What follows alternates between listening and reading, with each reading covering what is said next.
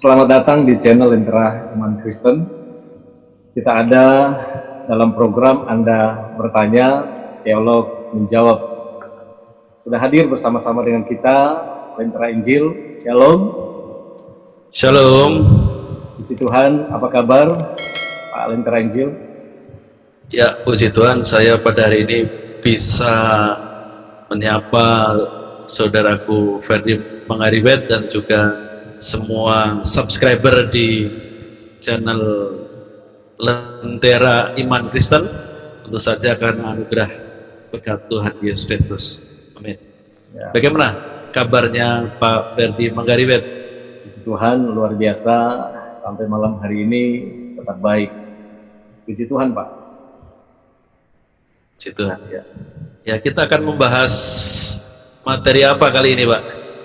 Ya, hari ini kita akan membahas satu materi yang menurut saya ini sangat menarik sekali, ya, karena beberapa hari yang lalu kita pernah mendengar dari beberapa orang yang tidak seiman dengan kita yang menuduh, atau di dalam tayangan mereka tersebut itu menuduh bahwa Yesus pernah menikah. Jadi malam hari ini kita akan membahas tema kepalsuan Injil Istri Yesus. Seperti itu, Pak. Oh ya, jadi yang ditayangkan di Geraha Mualaf dan Ya, channel-channel yang berafiliasi dengan Geraha Mualaf ya. Ya, betul Baik. sekali. Ya, yang kita bahas kali ini memang ada di dalam channel Geraha Mualaf, dan lebih khusus lagi pada waktu itu dalam tayangan tersebut Ariesto, ya, salah satu narasumbernya Ariesto dengan begitu yakin sekali, ya, melemparkan tuduhan-tuduhan, ajaran-ajaran yang menyatakan bahwa Yesus itu pernah menikah. Begitu, Pak.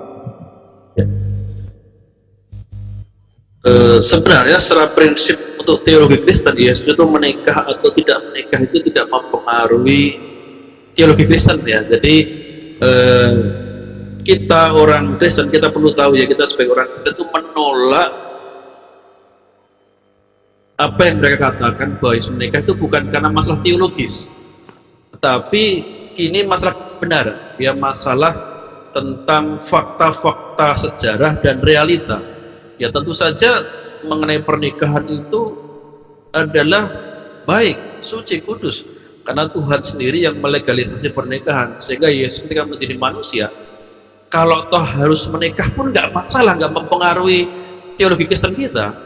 Tetapi kita menolak itu karena masalah kebenaran.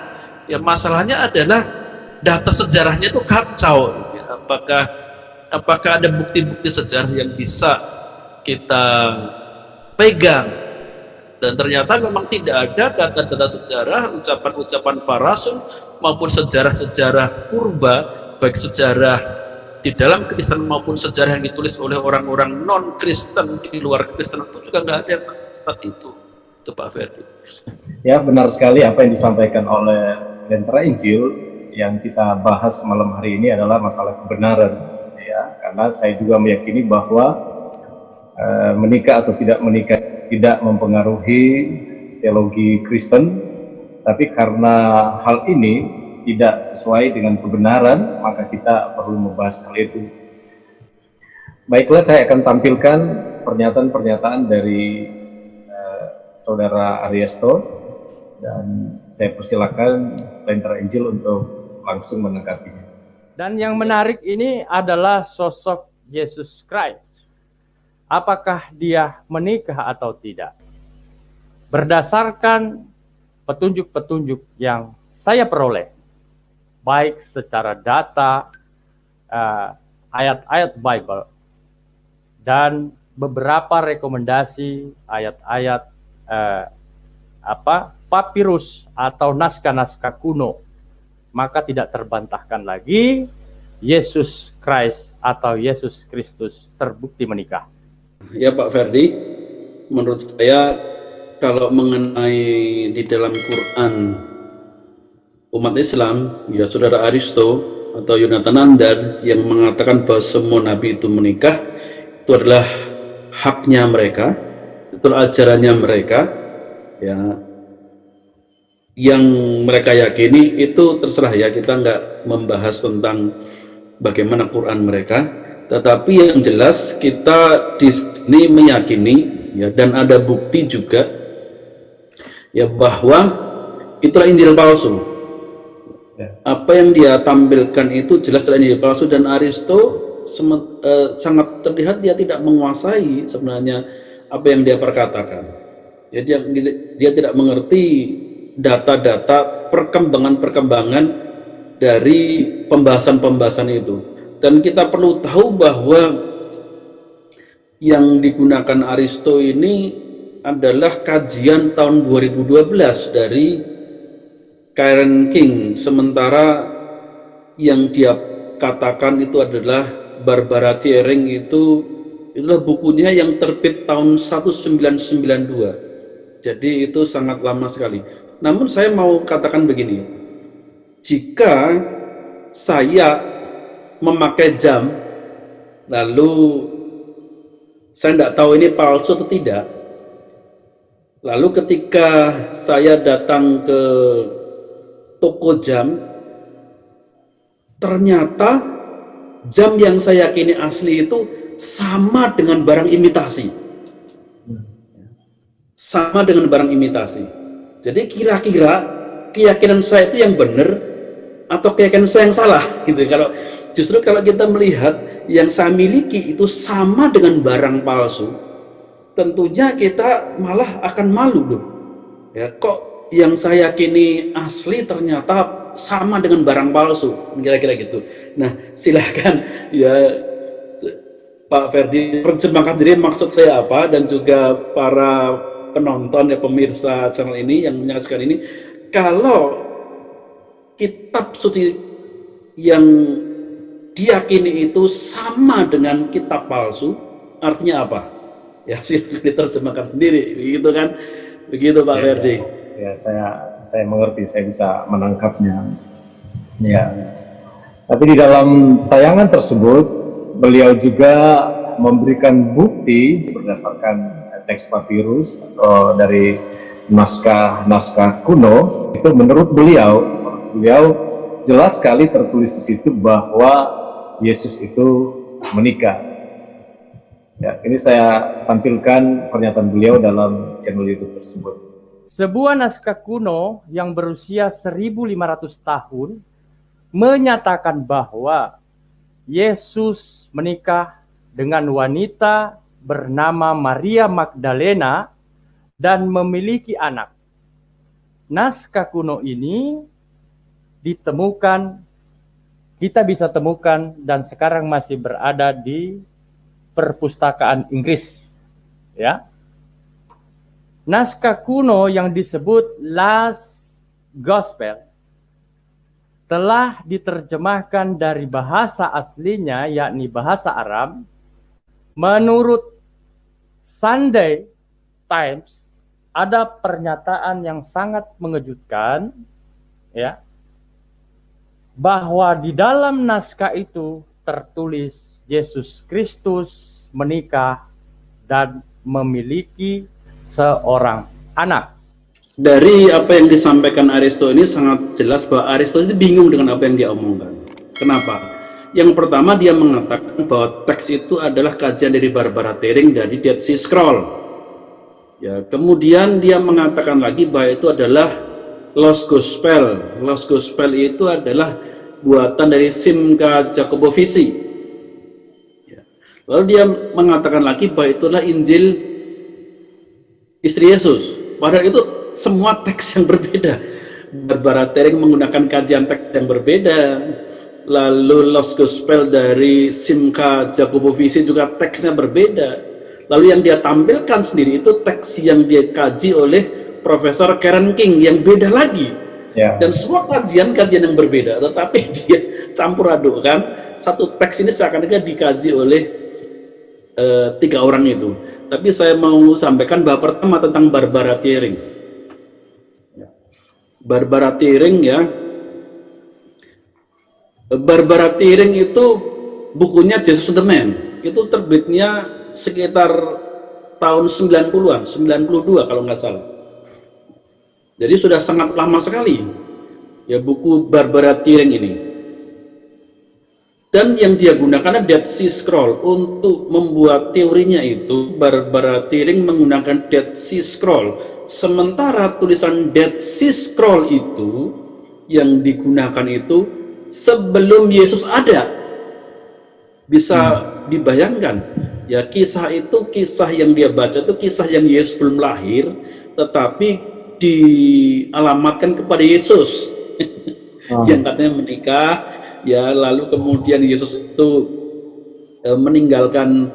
Jadi dalam kisahnya Barbara Tiring itu dia menggunakan sebuah naskah yang Yesus itu disebutkan, yang dia pandang Yesus itu adalah seseorang yang menjadi imam ya, menjadi imam di kelompok Eseni ya, Yesus bersama dengan Yohanes. Tetapi kemudian Yesus dianggap sebagai imam yang jahat yang dikeluarkan dari komunitas itu ya, dan menikah. Sementara komunitas Eseni itu justru komunitas yang selibat ya, itu sudah tidak sesuai dengan fakta sejarah. Komunitas Eseni atau komunitas Qumran yang mempunyai teks Dead Sea Scroll ini, yang mengumpulkan teks Dead Sea Scroll, mereka adalah para biarawan rahib yang tidak menikah. Jadi ini jauh sekali ya, dan ini kisah yang justru sebelum Yesus lahir. Lalu dikatakan juga dalam kisah itu kemudian Yesus bercerai dengan Maria Magdalena dan menikah lagi dengan Lydia, yang punya anak ya, begitu memang, ya dalam kisah Dead Sea Scroll ini. Ya, memang ada pernyataan juga seperti itu, Pak, bahwa Yesus itu pernah menikah dengan Maria Magdalena, baru setelah itu bercerai dan menikah dengan Lydia. Benar, memang ada pernyataan seperti itu.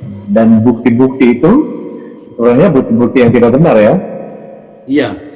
Dan yang saya pikir aneh adalah ya, seperti Aristo, Yonatan Nandar dan sekelompok ya kemarin mengatakan Injil Filipus ya, yang mengatakan Maria Magdalena itu menikah, tapi Injil Filipus tidak mengatakan bercerai.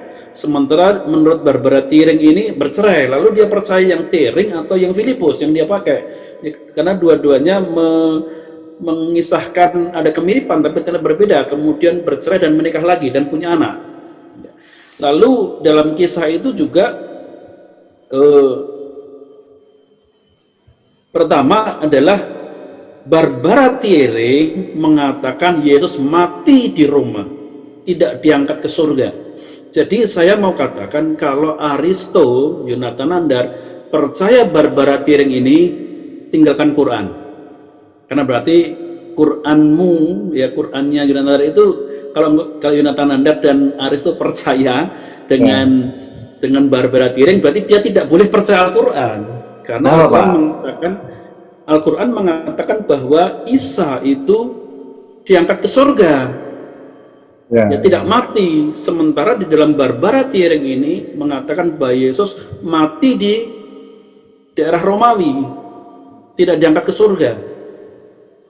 Nah, kalau gitu, kalau Aristo memang yakin bahwa Barbara Tiring yang disampaikan itu benar, tentu dia tidak boleh lagi percaya Al-Quran. Tinggalkan Al-Quran, percayalah pada Barbara Tiring. Karena dua informasi yang berbeda, bagaimana bisa semuanya dikatakan benar? Yang satu mati, yang satu tidak mati, diangkat ke surga. Mana yang benar? Gitu kan? Ya, lalu satu lagi, bahwa Aristoteles mengatakan bahwa semua profesor meneliti, setuju dan sebagainya, itu bohong semua. Tidak ada satupun, saya mau menantang Aristoteles, tunjukkan ada ahli, ada profesor yang menyetujui Barbara Tiring. Ya, N.T. Wright ya, di dalam sebuah pernyataannya malah mengatakan sudah 10 tahun bukunya Barbara Tiring ini diterbitkan, tetapi hanya satu saja yang percaya bahwa naskahnya itu adalah naskah ilmiah, yaitu Barbara Tiring sendiri. Jadi yang percaya kebenaran naskah ini hanyalah Barbara Tiring sendiri ya, di antara para ahli. Tidak ada ahli lain yang percaya dengan omongannya. Bahkan Universitas Hebrew University of Yerusalem, di Yerusalem, di dalam pengajarannya selalu mengatakan jangan kita terjebak jatuh seperti kesalahan Barbatering yang tidak bisa membedakan antara fiksi dengan sejarah. Ya, bahkan kaum Yahudi sendiri pun menolak ya apa yang dikatakan Barbatering, termasuk tokoh-tokoh liberal, termasuk tokoh-tokoh Yesus sejarah. Ya, tidak ada yang mengakui Barbatering, termasuk orang yang teolog-teolog liberal yang tidak mengakui ketuhanan Yesus sekalipun, itu tidak mengakui Barbatering, menganggapnya itu sebagai novel sains fiksi saja. Nah, dari mana Aristo dan kroni-kroninya itu mengatakan bahwa banyak profesor-profesor, peneliti-peneliti, ahli-ahli sudah meneliti dan setuju dengan Barbatering ini. Jadi ini merupakan pembodohan yang bagi saya ini konslet. Lalu Simcha Jacobovici itu berbicara tentang Lost Gospel. Lost Gospel itu juga berbeda lagi kisahnya. Ya, Simcha Jacobovici itu berbeda lagi kisahnya. Ya, kisahnya itu sebenarnya adalah ada sebuah naskah ya di abad ke-6 yang sebenarnya naskah tentang Yusuf dan istrinya Aspenat ya, istrinya itu Yusuf dengan istrinya, di sana disebutkan Yusuf dan Aspenat istrinya, itu kisah mereka dan punya anak dua. Anak Yusuf adalah Efraim dan Manasye. Tetapi kemudian diubahkan, diplesetkan oleh Simcha Jacobovici. Dia terinspirasi dengan kesuksesan Dan Brown yang membuat fiksi pemalsuan itu dan sukses jadi kaya. Kemudian Jacobovici ini terinspirasi karena Jacobovici yang memfilmkan Dan Brown. Ya, kemudian dia terinspirasi dengan tulisan Dan Brown itu, lalu kemudian memplesetkan kisah Yusuf dengan Asnafet atau Aspenat, saya agak lupa namanya itu ya. Yusuf dengan istrinya itu dan punya anak Efraim dan Manasye. Lalu kemudian dikatakan ini adalah Yesus, padahal itu adalah kisah tentang Yusuf. Ya. Lalu teks yang terakhir adalah teks tentang istri Yesus, dan teks itu tidak mengatakan Yesus punya anak. Itu kan beda-beda lagi. Ya, itu adalah tentang karya dari Karen King. Begitu, Pak. Saya berharap sekali Ariesto sama Yonatan Nandar bisa melihat tayangan ini supaya mereka bisa mengetahui bahwa apa yang mereka sampaikan itu, walaupun kelihatannya sepertinya ada bukti-bukti seperti yang disampaikan oleh Ariesto ya dari naskah kuno tersebut, tetapi ketika kita mendengarkan penjelasan dari Lentera Injil, sebenarnya apa yang mereka sampaikan itu tidak benar. Semuanya hanya tuduhan-tuduhan yang palsu, yang tidak ada nilai kebenarannya. Seperti itu, Pak ya? Betul sekali. Dan ini ketidakkonsistennya Aristo adalah pertama mengatakan itu naskah Dead Sea Scroll. Ya. Dead Sea Scroll itu jelas ya dari mulai sebelum Yesus ya, kurang lebih 70 tahun sebelum Yesus sampai penghancuran Laut Mati oleh tentara Romawi itu sekitar tahun 70 juga. Ya, itu dilakukan sekitar tahun 70 juga, itu Dead Sea Scroll ya, tahun-tahunnya. Tetapi kemudian dia mengatakan fragmennya itu abad keempat. Nah, mengatakan Dead Sea Scroll tapi abad keempat. Ya, nggak mungkin juga. Jadi Aristo ini nggak ngerti, pokoknya hanya menampilkan yang penting umatnya senang, bersorak-sorak, wah aku punya pahlawan. Tetapi sebenarnya data yang digunakan dia adalah data yang palsu. Ya. Apakah Aristo memang tidak tahu? Tapi tidak tahu berani ngomong, itu kan bodoh. Ya. Tetapi apakah atau sebaliknya dia tahu dan sengaja berbohong? Persoalannya mau berbohong sama siapa? Yang disenangkan itu siapa? Apa kita orang Kristen Enggak, yang disenangkan tentu umatnya sendiri. Ya. Berarti sebenarnya Aristo membohongi umatnya sendiri, yang penting umatnya senang, wih, dapat informasi baru. Padahal itu kebohongan yang dibuat Aristo. Ya. Begitu, Pak. Dapat kita pastikan bahwa memang tujuannya memang untuk membohongi, dan kalau tujuannya untuk membohongi ya pasti bukan orang Kristen yang dibohongi, pasti umatnya sendiri. Pak Bedi, saya minta untuk ditampilkan teks dari fragmen yang diakui oleh Aristo sebagai teks Dead Sea Scroll kah, atau teks Lost Gospel kah, atau teks Injil Istri Yesus kah, ya, itu teks yang berbeda tapi diakui yang sama. Tapi saya mohon untuk ditampilkan, saya mau terangkan di sini, saudara semuanya, Bapak Ibu penonton, pemirsa channel ini, di dalam teks ini tidak ada mengatakan Yesus punya anak. Dan Aristo nggak ngerti sebenarnya, itu adalah bahasa Koptik. Jadi dia mengatakan bahwa baris pertama itu Yesus mengatakan tentang istrinya. Tapi baris pertama itu tidak seperti itu. Ya. Jadi bunyinya ya baris pertama ya anta mau ek na ei, lalu ada tulisan p, ya tulisan pi, itu bahasa Koptik ya, yang artinya aku tidak, ta itu milikku, ya, mau, ya bukan mau, ya, kemudian kata selanjutnya ada kata ta, mau, itu berarti ibuku, aknaei, memberi kepadaku. Jadi baris pertama itu berbunyi aku tidak, ibuku memberi kepadaku. Jadi Aristo berbohong, seakan-akan dia mengerti baris pertama itu bunyinya istriku. Yesus mengatakan istriku, padahal nggak ada berbicara seperti itu. Lalu baris kedua dikatakan petse matetes ni, ya petse ini ya, petse matetes Yesus Kristus, ini pakai nomina sakra je, berbicaralah, petse itu berbicaralah, matetes murid-muridnya,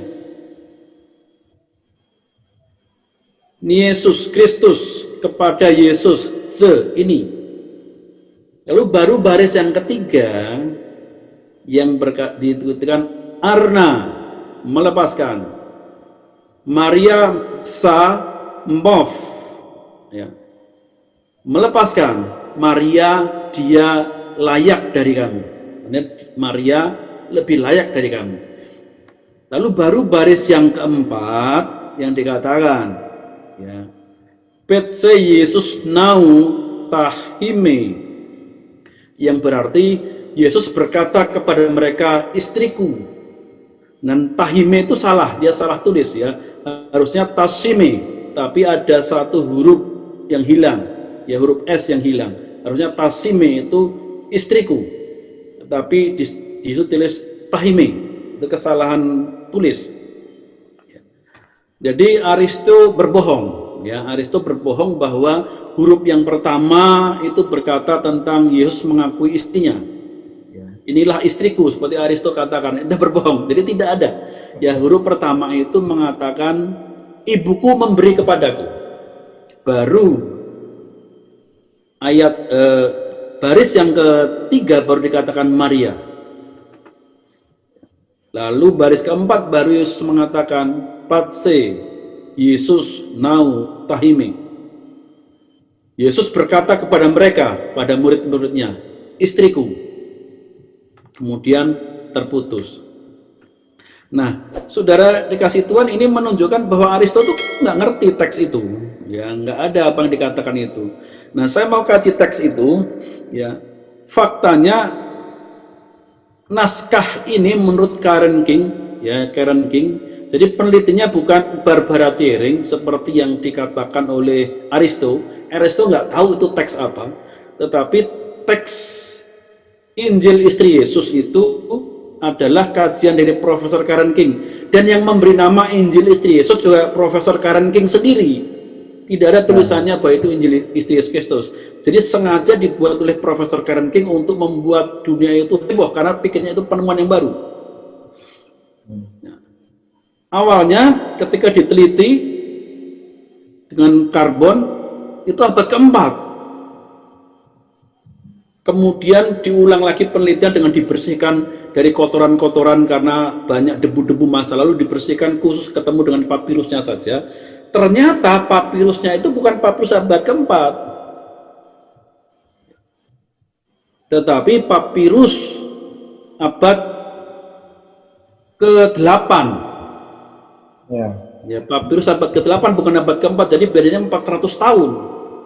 Dan anehnya ditulis dalam bahasa Koptik Likopolitan. Tadi yang sudah saya jawab tadi, saya bacakan tadi itu adalah bahasa Koptik Likopolitan. Masalahnya bahasa Koptik Likopolitan itu sudah punah abad ke-6. Papirusnya abad ke-8. Ya. Tapi tulisannya itu sudah punah abad ke-6. Ini kan aneh. Akhirnya Karen King mengakui dengan malu-malu bahwa dokumen itu mengarah ke pemalsuan modern. Ya, bahkan Karen King kemudian mengatakan, ia sempat mengatakan aku sudah ditipu. Ya, karena ada orang yang memberi naskah itu, fragmen itu, dan diyakinkan kepada Karen King bahwa itu naskah kuno. Ternyata setelah diteliti penipuan, bahkan dikatakan itu penipuan modern. Nah, pemalsuannya apa? Papirus itu ketika diuji dengan uji karbon, itu usianya tahun 741.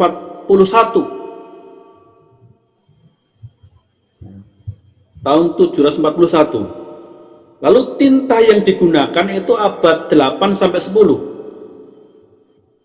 Ya, tinta yang digunakannya itu abad 8 sampai 10. Hurufnya huruf Koptik yang sudah punah di abad ke-5. Jadi tulisannya, hurufnya itu sudah ada dulu sebelum papirusnya. Jadi begini, papirusnya itu memang papirus abad 741, abad yang ke-8, tapi tulisannya itu palsu. Tintanya memang tinta kuno, tapi waktu menulisnya itu modern. Oh, ya. Jadi tinta kuno, tapi ditulis di abad modern ini. Dan secara khusus, kalau Pak Ferdi bisa tampilkan tadi, sebenarnya saya mau tampilkan di halaman yang ke-4, yang tulisannya istriku, itu baca Tahime, ya, itu ada huruf yang hitam yang sangat tebal sekali. Nah, itu sangat aneh sekali kalau kata istriku itu dibuat bold, ya, khusus supaya ditonjolkan ada kata istriku. Jadi aneh sekali. Ya, sebuah papirus yang kata istrikunya saja hanya ditonjolkan supaya kelihatan penulisnya ini. Nah, maka ini dikatakan adalah pemalsuan abad modern.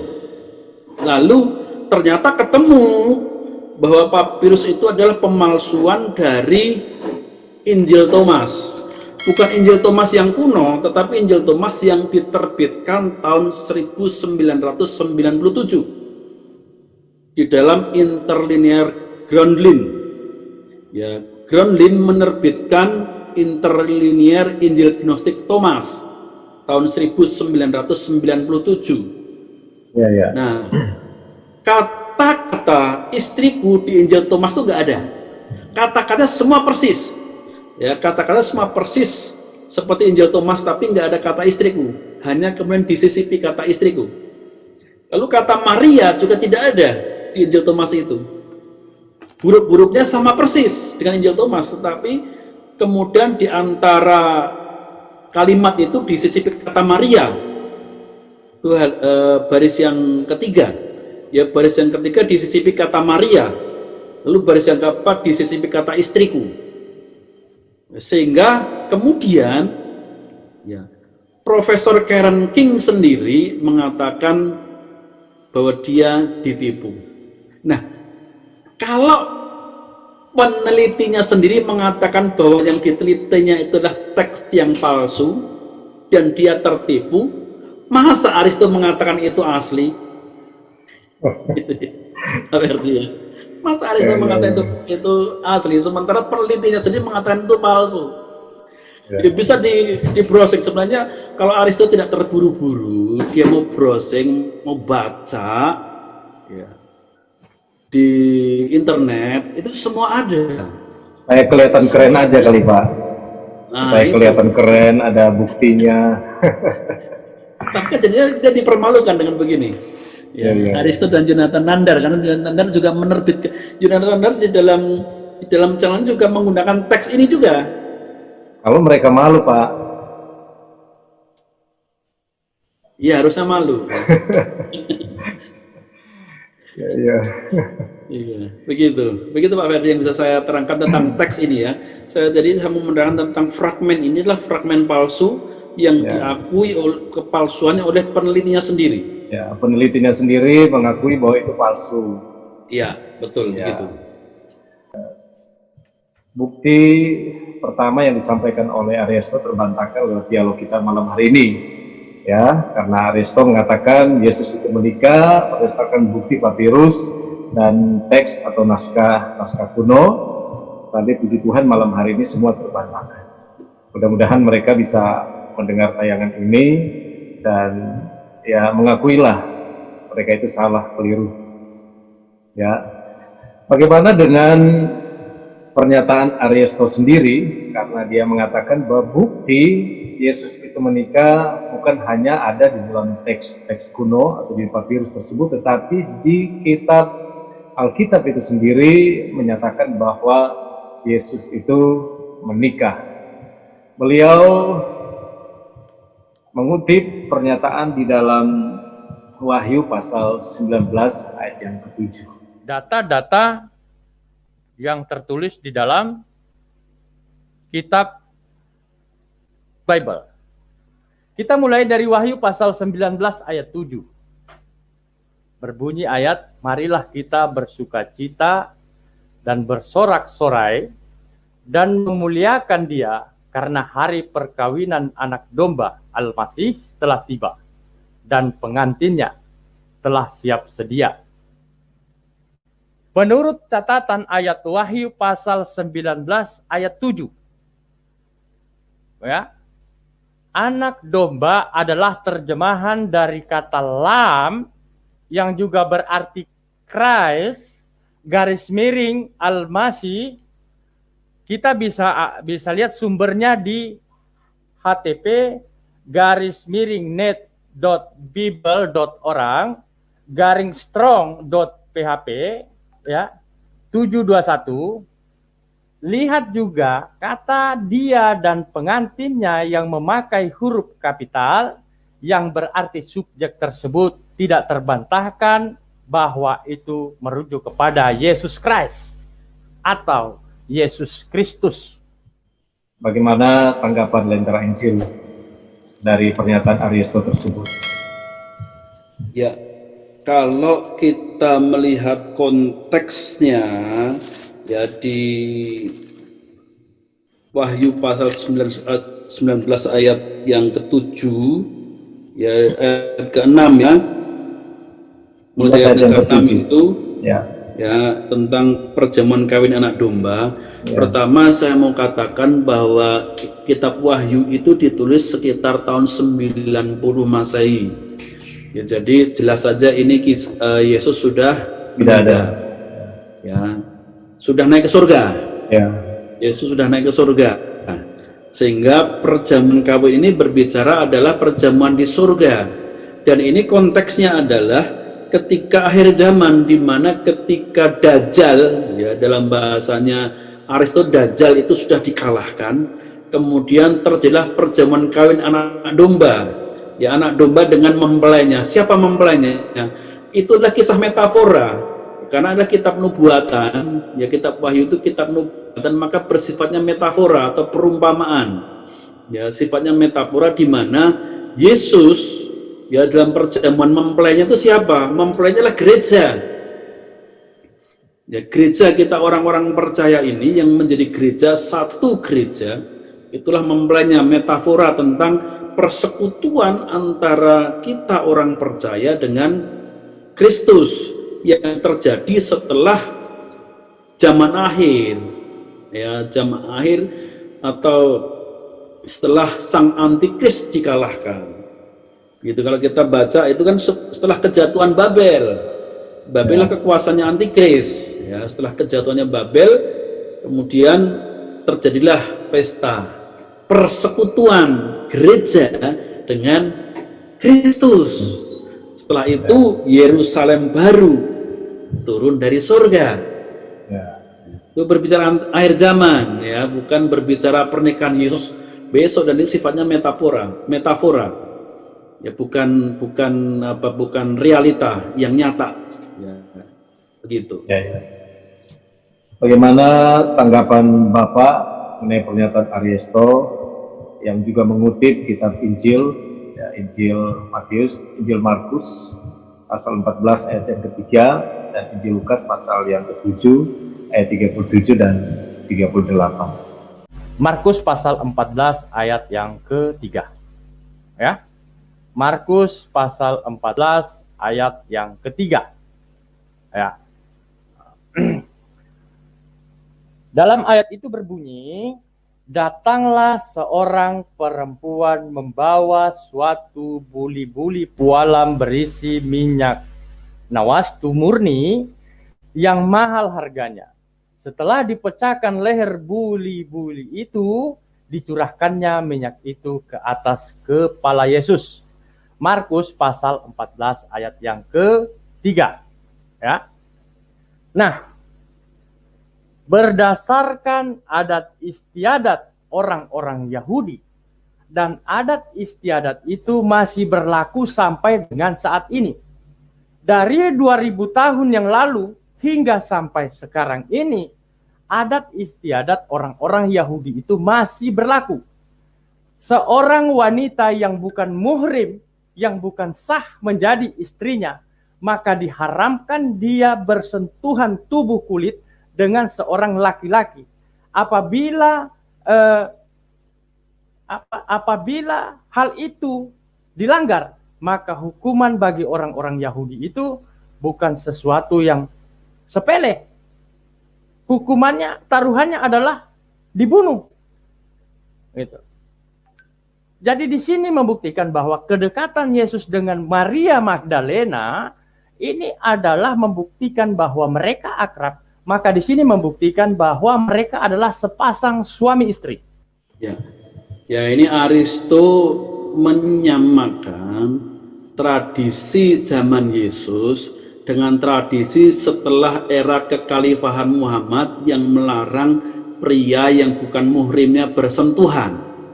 Ya, itu benar. bukan tradisi Israel.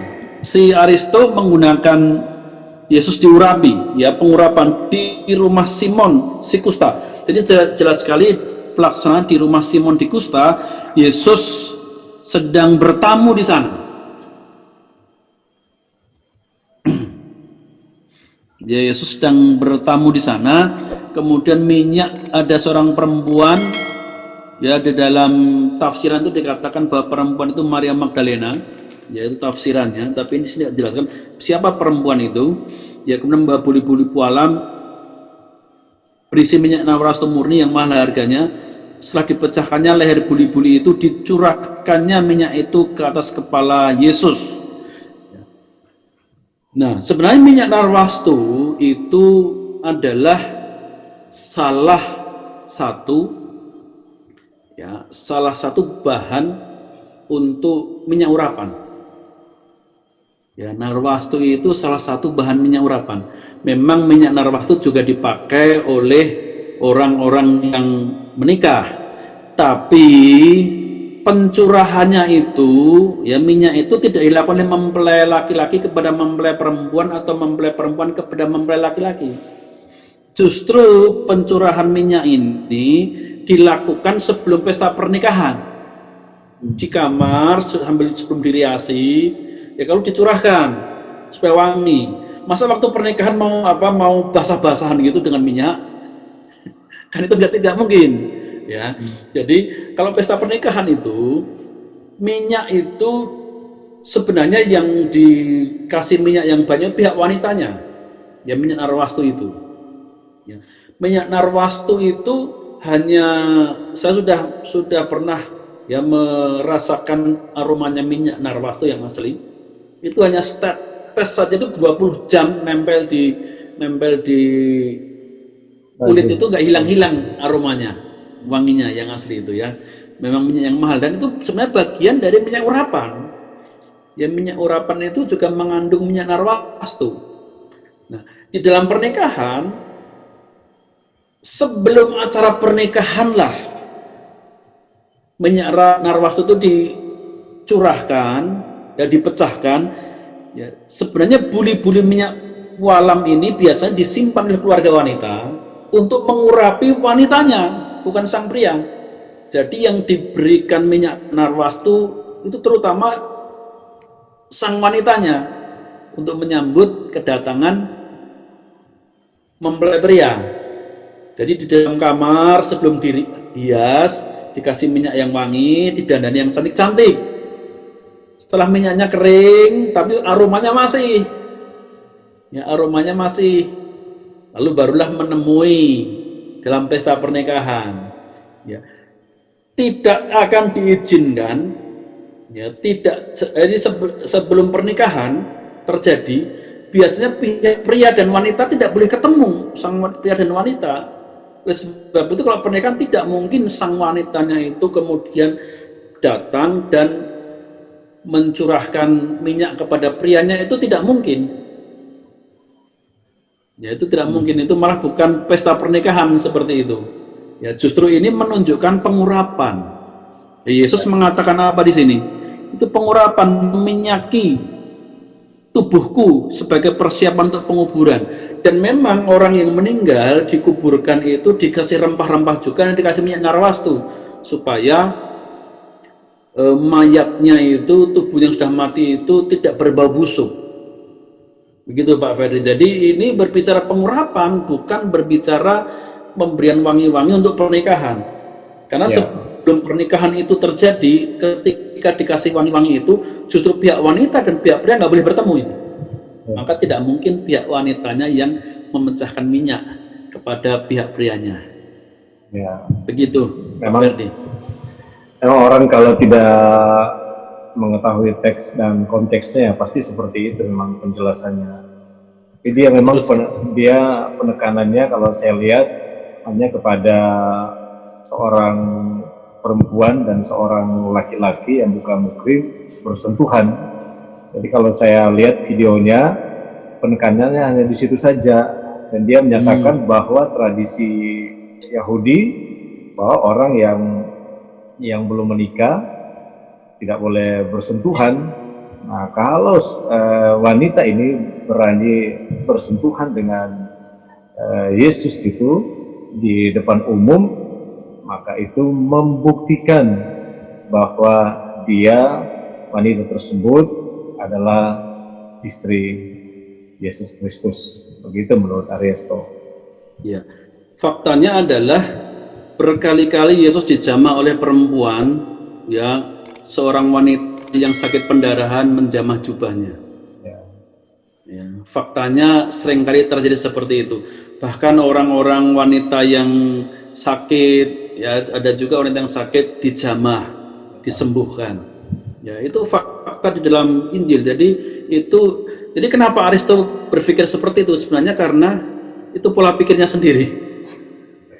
Karena pola pikirnya lah, ya asumsinya lah, yang dipikirannya lah, pikirannya seperti apa, itulah yang menentukan tafsirannya seperti apa ketika membaca sebuah teks. Ya, saya pikir orang, misalnya seorang dokter, ya, di dalam pelajaran biologi, dia membaca teks-teks organ-organ tubuh. Ya, dia tidak dengan membacanya itu tentu tidak dengan cara membaca seperti teks-teks porno. Dia mempelajari bentuk-bentuk organ-organ tubuh, tentu tidak seperti orang-orang yang membaca teks-teks porno. Ya. Jadi semua tergantung dari pikirannya. Ya. Jadi kenapa Aristo memandang, wah ini Maria ini menyentuh Yesus sampai mengurapi, wah ini pasti ada apa-apa ini. Kenapa? Itu pikirannya Aristo. Di balik pikiran sendiri ada apa gitu. Ya, sehingga dia kemudian menafsirkan itu. Ya, pikiran romantisnya Aristo. Begitu Pak Ferdi ya. Ya, puji Tuhan ya, malam hari ini kita sangat jelas sekali sudah disampaikan oleh Lentera Injil, sekaligus membantah tuduhan-tuduhan yang disampaikan oleh Aristo dan rekan-rekannya bahwa Yesus menikah. Kesimpulannya gimana Pak? Kesimpulan saya adalah, pertama begini ya, setelah Geraha Mu'alaf ini gagal menyerang kekristenan dengan menyatukan ajaran-ajaran Rabi, lalu ajaran-ajaran bidat, mereka mengumpulkan kekuatan bersama dengan mereka untuk menyerang kekristenan dan semua dijawab dengan sangat luar biasa dan membuat mereka malu. Akhirnya sekarang mereka berusaha menyerang dengan menggunakan teks-teks palsu. Jadi menilai keaslian kitab suci kita dengan teks palsu. Jadi seperti mau menilai uang asli, tapi yang dipakai pembandingnya uang palsu. Ya, akhirnya uang palsunya dianggap yang benar dan yang asli dianggap salah. Lalu kemudian dia membawa uang dia, oh sama dengan uang saya ini, berarti uang saya asli. Jadi ada kesamaan dengan uang palsunya. Ya, dengan uang palsu itu berarti bisa diartikan uang yang sama dengan uang palsu pastilah uang palsu juga. Jam yang sama dengan jam palsu, jam imitasi, pastilah itu juga jam imitasi juga. Maka kita bisa simpulkan bahwa teks fragmen yang digunakan Aristo itu adalah fragmen yang palsu, jelas.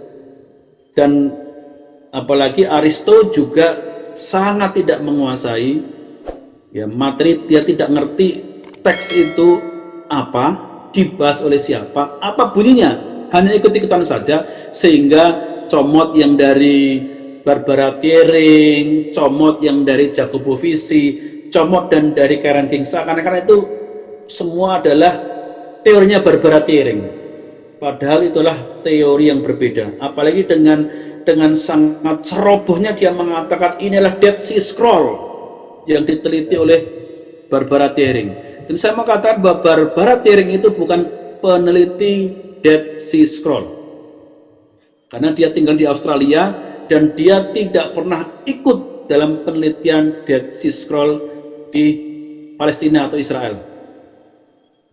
Itu yang saya mau katakan. Jadi hati-hatilah ya dengan fakta, dengan data yang saudara bawa ya Aristo, Yonatan Nandar, Geraha Mu'alaf. Ya karena zaman sekarang itu semua terbuka, semua bisa di cross check, semua bisa diteliti. Yang mengerti informasi bukan cuma saudara saja, sehingga saudara bisa dengan mudah menggunakannya untuk menipu banyak orang. Tipuan yang saudara gunakan untuk menipu banyak orang itu sangat mudah zaman sekarang itu untuk dikuliti. Dan sebagai umat Kristen, yakinlah bahwa semakin kitab suci kita diserang, maka juga akan semakin nyata seperti permata yang asli, yang indah. Tuhan Yesus memberkati. Amin, amin. Puji Tuhan, malam hari ini sangat luar biasa. Ya, kebohongan diungkap dengan begitu baiknya pada malam hari ini. Kepalsuan terungkap semua pada malam hari ini, dan kebenaran dinyatakan juga pada malam hari ini. Dan saya percaya setiap kita yang nanti akan menyaksikan tayangan ini pasti diberkati dan kita semua diperlengkapi sehingga kita tidak mudah disesatkan.